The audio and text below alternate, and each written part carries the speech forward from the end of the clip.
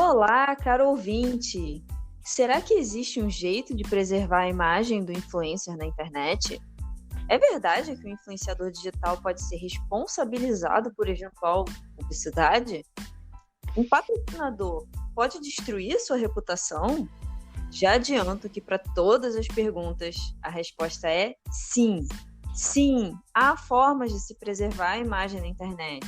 Sim, um influencer pode ser civil e penalmente responsabilizado pela sua publicidade, além de destruir a sua reputação como consequência. É isso o que nós vamos discutir no episódio de hoje. Eu sou a Marina, advogada e apaixonada por mídia e redes sociais, e aqui no podcast do escritório Afonso Lima Advogados, o podcast legal, nós vamos trazer toda semana conteúdos informativos para que você, que é influencer ou que quer se tornar um, possa saber seus direitos ao produzir conteúdo para a internet. Hoje, eu vou estar muito bem acompanhada pelo meu sócio, Gustavo, sobre a preservação da imagem do influencer. Tudo bem, Gustavo? Tudo certo. Pessoal, sejam muito bem-vindos ao nosso podcast, mais uma vez, reafirmando, nosso podcast sempre muito informativo, sem lero-lero, sem juridiquês, sem palavras difíceis, sem nada, bem acessível.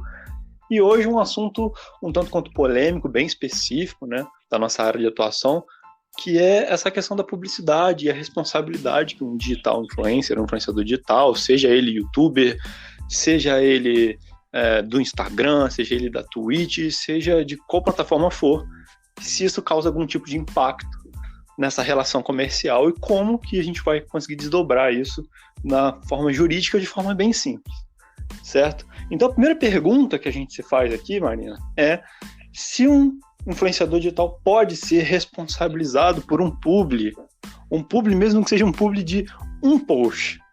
Essa é a primeira pergunta que a gente abre aqui no nosso podcast. Isso, exatamente. Bom, né, o que a gente tem visto nos contratos que a gente dá uma olhada é que, muitas das vezes, até alguns dos casos que a gente vai comentar hoje, é uma foto. Gente, quando a gente fala publi, assim, às vezes é uma foto, é um post no Instagram com uma descriçãozinha. Já é o suficiente para fazer um estrago tremendo. Isso, é qualquer tipo de publicidade, pessoal, qualquer tipo mesmo, assim, desde que a publicidade seja feita através desse veículo de comunicação que é um influenciador digital, né? Que ele é uma mídia independente, praticamente, né? Independente não fora das plataformas, mas uma mídia independente. Hoje, a gente tem que considerar que muitas marcas se associam a influenciadores digitais porque tem um alcance maior até do que, por exemplo, fazer uma publicidade numa TV aberta, numa TV fechada. Então, eu acho que o primeiro ponto que a gente tem que começar abordando aqui é essa questão de se isso é regulamentado, como que funciona. Então, eu acho legal a gente falar de uns conceitos mais básicos assim, na discussão do direito em si, é que o direito nunca consegue acompanhar a evolução, principalmente a evolução tecnológica.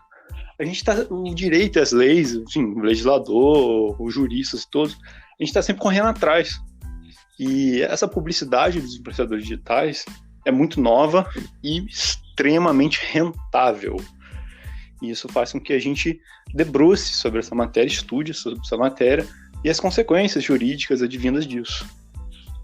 Sim, tanto é novo que a legislação oficial mesmo, ela realmente não acompanha, ainda não existe uma legislação específica sobre a situação do digital influencer. Por quê? Qual seria o conceito, né, do digital influencer? Ele é aquele que influencia.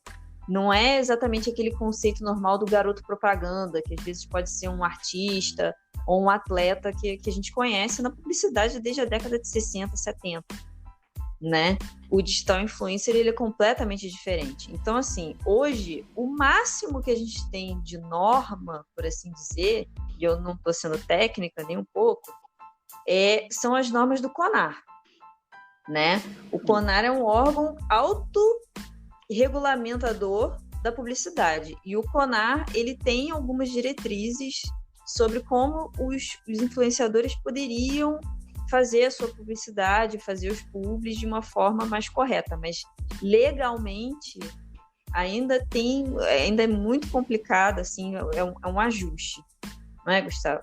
Isso, até porque a gente tem que considerar que essa publicidade vinda da internet, desse marketing digital, essa crescente toda da marca, procurar os influenciadores digitais para fazer a propaganda, a publicidade, isso mudou totalmente o cenário da publicidade. Como você bem falou, antes a publicidade era feita de uma forma. Hoje, por mais que ainda exista a forma antiga, ainda há garotos propagandas, enfim, sim, várias claro. marcas, mas outras marcas, principalmente as marcas mais inovadoras, marcas que pensam mais no futuro, nessa questão do marketing digital, que isso tem feito muita diferença, tem procurado os influenciadores digitais.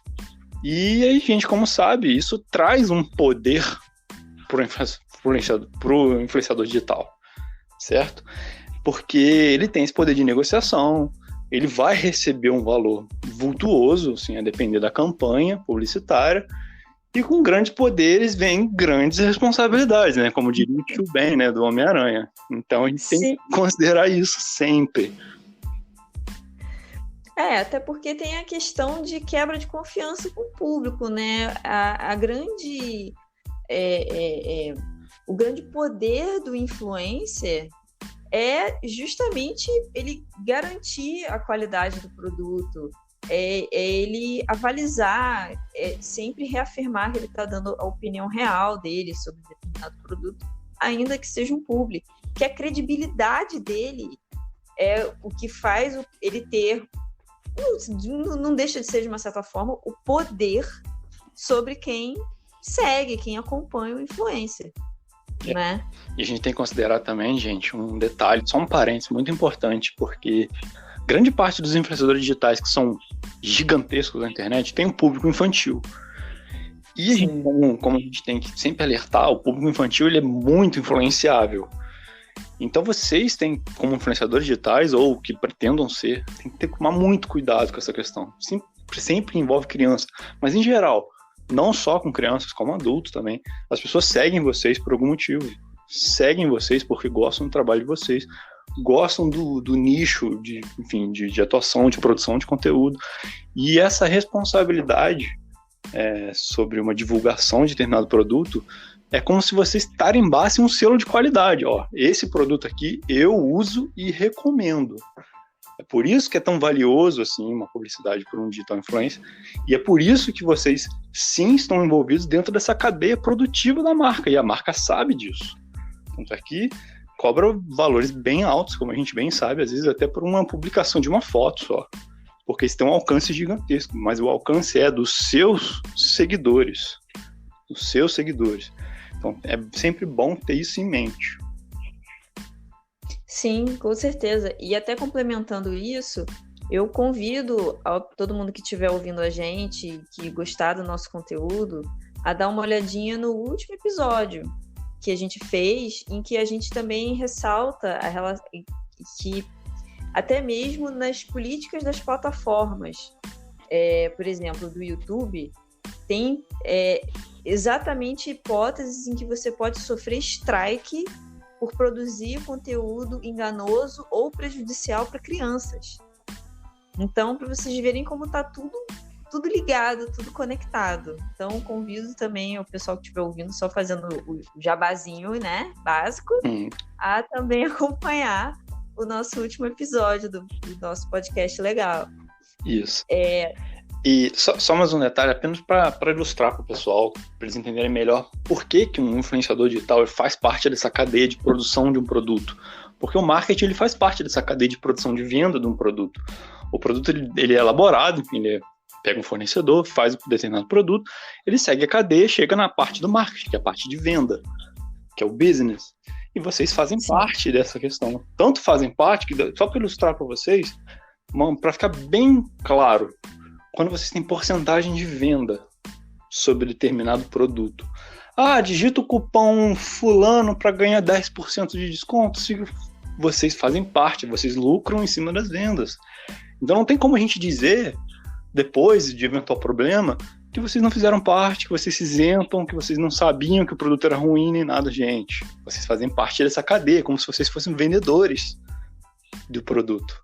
Isso é importante destacar.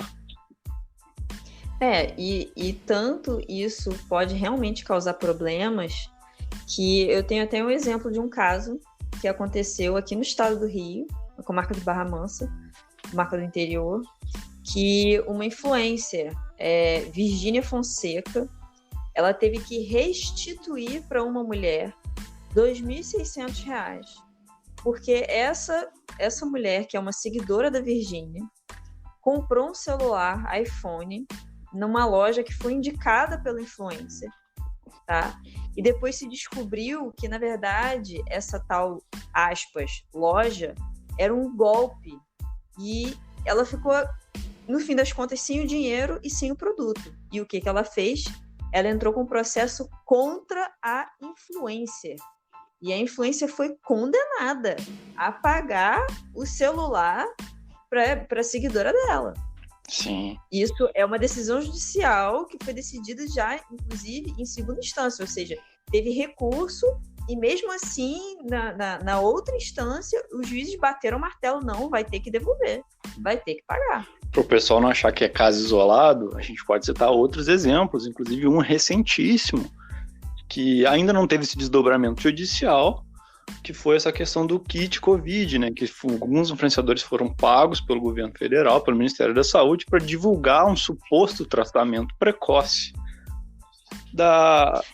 Eles fizeram um rebranding, eles chamaram de atendimento precoce.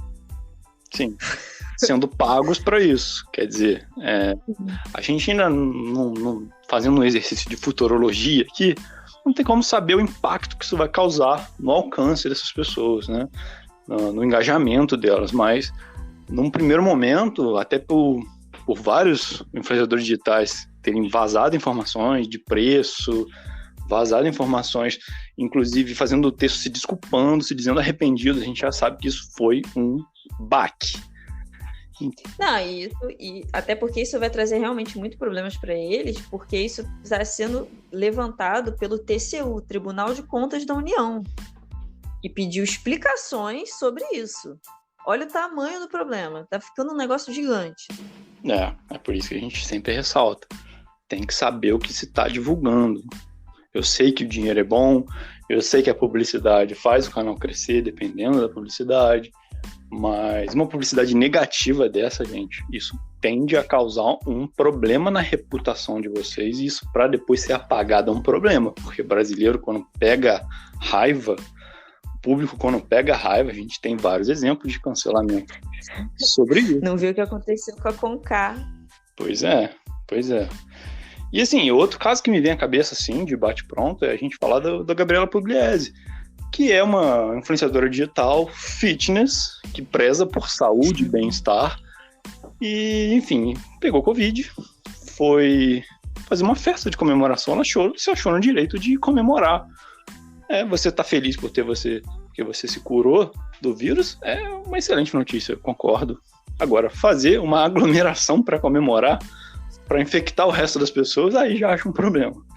Não só eu acho um problema, como ela, inclusive, admitiu que é um problema, como isso pegou muito mal para ela na época, e a gente estimou, assim, várias notícias, inclusive a gente pode até deixar um link aí para vocês olharem, para relembrar esse caso, que foi estimado que ela perdeu cerca de 3 milhões e meio em contratos publicitários por conta de uma atitude fora das redes sociais. Descobriram que ela fez isso, ela até, enfim, cometeu o erro de divulgar isso, talvez no story, eu não lembro muito bem, mas ela foi pega, e mesmo apagando, a imagem continuou sendo corroída, né? Isso aí o pessoal não esquece até hoje. Sim, com certeza. É aquela, né? As pessoas, às vezes, elas não consideram o conteúdo da publicidade, não é nem necessariamente, a gente não vai entrar aqui na polêmica de tal governo, não governo, posicionamento político e tudo mais. Assim, são questões de bom senso. Se está acontecendo uma pandemia em escala global, é uma doença nova, os próprios cientistas estão batendo cabeça. sabe, vamos pelo bom senso, vamos pelo que dá certo, vamos pelo que o planeta inteiro está fazendo. No mínimo, não seria de bom tom com as pessoas que perderam familiares para a doença. No mínimo, não seria de bom tom. Exatamente. O que eu sempre falo, já vai ser o segundo ou terceiro episódio que eu falo isso. Bom senso e canja de galinha não fazem mal a ninguém.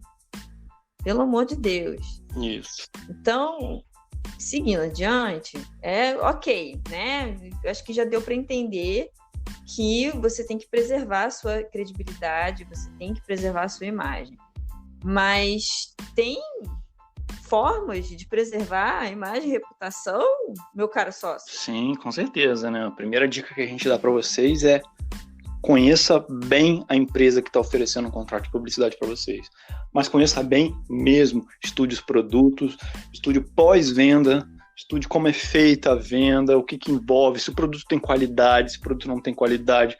De repente vale até uma ida no Reclame Aqui para ver a nota, para ver se o público em geral aceita bem a marca, aceita bem os produtos. O pós-venda é fundamental, gente, fundamental. O atendimento das pessoas, né? Eu já cansei de ver as pessoas, os seguidores, né, dos influenciadores cobrando influencer em comentário. Sim. Já vi algumas vezes. E a emenda geralmente é pior do que o soneto, né? Quando você entra nas redes sociais para pedir desculpa por determinado anúncio, você ainda pode ser processado pela empresa por uma campanha difamatória. Então, tem que se atentar a isso também. A segunda dica que a gente dá para vocês é: amarra muito bem o contrato de publicidade. Se você não tem experiência nenhuma jurídica, a gente aconselha que vocês procurem uma equipe jurídica, até porque a empresa que está procurando vocês, em 99% do caso, se for uma empresa séria, vai ter uma equipe jurídica que elaborou toda a minuta de contrato. E assim, cada um puxa a sardinha para o seu lado, eles vão querer sempre se beneficiar, sempre colocar cláusulas que sejam sempre dispostas a favorecer a empresa. Então você tem que ter esse contraponto, você tem que ter uma equipe para te orientar, para saber, não, essa cláusula aqui não está legal, essa cláusula aqui tem que reescrever. Ou então vocês mesmo, através da equipe jurídica, fazer um contrato, e quando começar a negociação, ditando os termos, ditando o ritmo da dança. Esse é um segundo conselho que a gente dá. Sim, e até porque não tenho receio com relação assim, mas se eu fizer isso, eu vou perder o contrato. Assim, gente, no meio empresarial, no meio dos contratos, é normal você ter uma minuta e uma contraminuta. Ou seja, às vezes a empresa vai mandar a versão dela, óbvio, puxando, como você falou, puxando a sardinha pro lado dela. Você pode devolver, olha, essa cláusula aqui não, e eu acrescento essas e essas. Entendeu? Isso é normal. Você não vai ser mal visto por fazer isso. A negociação faz Na verdade, dá até um ar de profissionalismo, isso, né? A negociação faz parte do business todo, da negociação. Tem muito influenciador digital que é mais novo, muito cliente nosso que às vezes até menor de idade, a gente tem que lidar com os pais, e as pessoas têm pouca experiência nisso. De repente, vou contestar isso aqui, tal empresa é muito grande, eu não vou ter força. Gente, se ela procurou vocês, ela tem interesse em vocês. Entendeu? E a questão da negociação é sempre puxar a primeira proposta para ganhar mais vantagem. Então, assim, isso faz parte, a negociação faz parte. Inclusive, a gente já chega na terceira dica, né? Que é prever cenários. Cenários bons e cenários ruins. Isso tem que estar previsto prioritariamente no contrato também, né? Você saber, um cenário péssimo. Qual é o cenário péssimo de um planejamento? Se essa empresa falir, o que vai acontecer comigo? Entendeu? O que vai acontecer comigo? Eu não fui pago ainda, fui pago parcelado, eu sou pago por porcentagem, meu nome está vinculado ao site. Como é que eu vou fazer? Esse tipo de coisa, gente, tem que estar muito bem alinhado. Então, cenários bons também, inclusive com participação. Aqui no meu contrato, eu tenho direito à participação só até determinado valor. Mas, de repente, explodiu o número de vendas. Meus seguidores acharam o máximo, começaram a comprar em muito, e aí chegou um nível de que minha porcentagem ali não foi satisfatória para mim mais. Entendeu? Isso acontece, gente. Acontece, e isso é por conta de um contrato mal feito. Sim, com certeza. O próprio contrato depois, ele vai servir até para te respaldar. entendeu? Por isso que a gente bate nessa tecla. Nunca faça nada de boca, pelo amor de Deus, e tenha sempre o contrato bem amarradinho. Essa é que é a importância. Porque depois que os problemas acontecem, para consertar é muito mais difícil. Isso. Não é que um contrato verbal não seja válido. A dificuldade é prática mesmo, gente. Não é teórica, é prática, sem lero-lero. Contrato verbal é difícil de provar. É difícil de provar quem que falou o quê, quando falou. Então, sempre escrito é o jeito mais seguro, mais safo que você consegue fazer essas negociações. Inclusive as negociações, às vezes por e-mail, já encaminhando para o advogado, para ele conversar, vocês baterem essa bola e saberem exatamente como lidar. E a quarta, última dica que a gente dá para vocês é: não se exponha. Não se exponha, porque as empresas procuram vocês, que vocês têm, postura inclusive digital. Então, tem influenciadores digitais que são irresponsáveis, que eles pagam um preço caro por essa irresponsabilidade. Eu sei que com a entrada de muito dinheiro, às vezes as pessoas vêm de baixo e começaram a fazer sucesso. Então, calma, segura a onda, não se queime, porque essa exposição desmedida, de repente, pode gerar um problema, alguma alcunha, algum nome, algum hate em cima de vocês, de hipócrita. Você divulga tal produto fitness, que nem o caso da Gabriela. Ela divulga produtos fitness, mas ela mesma não cuida tanto da saúde dela. Tanto é que não só pegou Covid, como promoveu uma festa para todo mundo pegar Covid. Então isso queima o filme, gente. Isso gera um problema. E como ela pegou, né? Ela pegou numa festa. Ainda teve isso. Já estava rolando a pandemia e ela contraiu a doença numa festa, se expondo. Exatamente. Então, assim, a gente aconselha vocês a seguir, de fato, sejam vocês, sigam essa linha que vocês acreditam, para evitar ter contradição. Se você só atua uma hora, você não é ator profissional. Uma hora a máscara cai, quando a máscara cai feio. Então, sigam a linha do que vocês acreditam. Se vocês seguem essa linha de estilo de vida de musculação, exercício e saúde, fitness, siga essa linha, normal. O que não dá é você ser punido por uma incongruência, por uma questão dessa, né? Então, procure também, nesse sentido, marcas que acompanhem esse estilo de vida seu. Que sejam parceiras, que estejam ali com você. Isso é bom, é uma parceria. Seria o ideal mesmo. Exatamente. Até não só por uma questão das marcas te procurarem, mas até para você depois ter uma estratégia na sua carreira mesmo. E isso a gente também acaba lidando com isso no escritório, da pessoa, às vezes, até encontrar marcas, procurar as marcas e falar, olha, a gente tem a ver. É quase que um Tinder, né? Digamos assim. A gente tem a ver, a gente dá match. Olha como eu consigo representar bem a linguagem da empresa. E aí se apresentar para a empresa, entendeu? Essa apresentação é parte do princípio de que você tem uma identidade e que essa identidade é compatível. Então, é uma via de mão dupla. Por isso que é importante manter a coerência. Exatamente. E, assim, de preferência, façam parcerias duradouras. Eu sei que nem sempre acontece, a prática pode ser que gere uma situação que uma marca queira fazer só uma ou duas postagens, enfim, só pague por isso. Mas marcas de mais médio e longo prazo são melhores porque elas entendem o seu estilo de comunicação, elas entendem o seu público, então essa parceria de médio e longo prazo tende a ser melhor, tende a produzir mais frutos, contratos bons, duradouros, remuneração constante, interessante.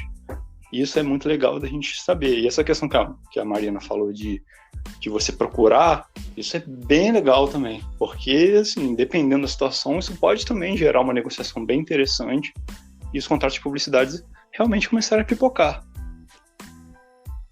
Exatamente, e não só isso, tem a questão financeira também, até do próprio planejamento, né? Quando você consegue celebrar esses contratos um pouco mais duradouros, com marcas que vão ser realmente suas parceiras por mais tempo, você consegue planejar a sua economia mesmo, as suas finanças, as suas contas. Todo mundo tem os boletos, para pagar. Então, assim, inclusive influência. Então, quando você tem esse contrato mais longo, você já tem a previsibilidade, você já sabe quais são as entregas, você já sabe o quanto que você vai se dedicar para aquela marca, e você já sabe quanto que vai entrar, por quanto tempo vai entrar. Às vezes você pode assumir uma compra, você pode comprar um equipamento melhor, até para melhorar o seu canal, o seu conteúdo. Então, assim, você tem que ponderar tudo isso.